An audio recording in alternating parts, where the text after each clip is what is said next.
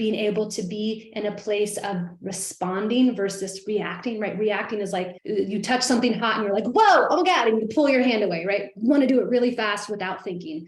We don't want to react to emails, text messages, what people say. We want to be able to take a deep breath, feel it, check in with ourselves, and respond from that connected, aligned place instead of reacting in this knee-jerk way. So it's that not being so available. I remember way back when Tim Ferriss came out with the 4-hour work week, one of the things he said was like, I only check email like once a day at this time. And I was like, what do you mean? How do you have like $1 million company and you're just not available for emails? And it was one of the first moments for me of going like, oh, no one says you have to be available or respond to emails within X amount of time or text messages or whatever. And I'm much, much better at really honing in on when do I want to answer emails? When do I want to answer text messages? When is my phone, quote, off or unavailable for those? So that I'm really showing up and creating space that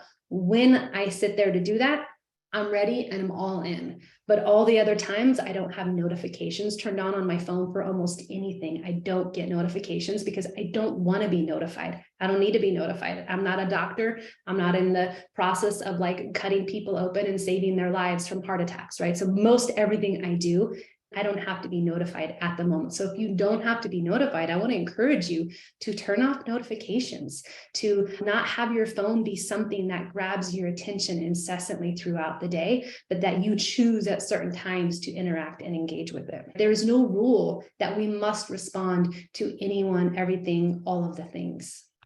I also want to remind all of you, when it comes to the phones, in this culture, we have a very addictive relationship with it. And many people choose, as soon as they wake up in the morning, they go to their phone, right?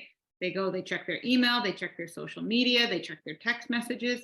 And if you can, like, this is a very, very simple practice that you can start to pack into your, reality or your lifestyle, is that I don't check my phone for the first, like, we have a house rule. Nobody's on their phone for the first 2 hours in the morning. I don't care if it's weekday or weekend, right?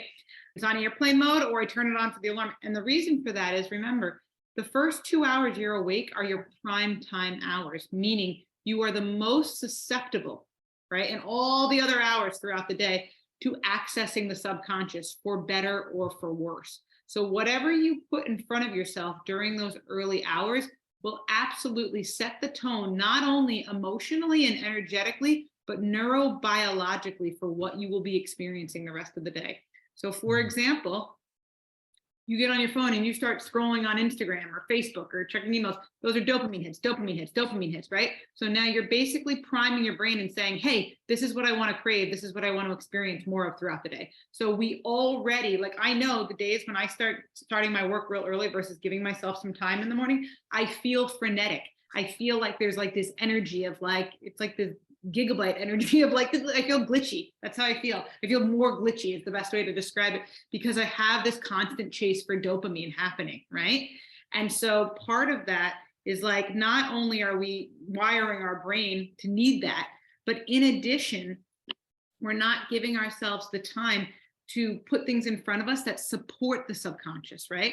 Everything that we do in this world, every practice that we're doing, every habit that we're a part of, all stems from a belief that we have at some point in time. So the morning hours should be preserved for intention setting, for resetting the body, for mantras, for exposing yourself to joyful content, for creation, for, dance, whatever it is, all the things that make us feel nourished and alive and satisfied and supported. This is one of the easiest practices that you can put in place to start feeling better immediately. And so many people compete with me, especially for those of us who are in the business world and like really rely on technology so much. We have habits around this. I just want to like really push that because it helps to break this unhealthy relationship that we have with technology.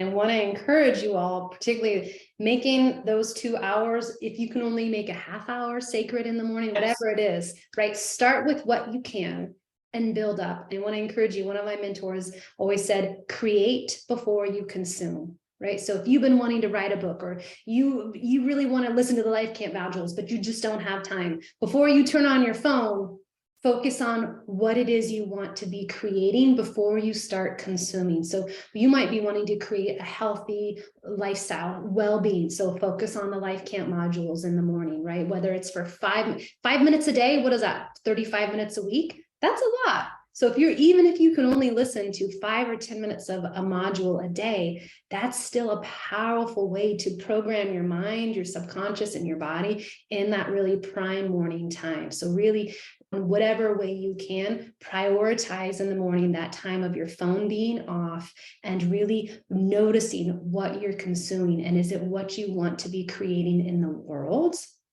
Or is it just whatever's happening by default? So you get to create that morning ritual.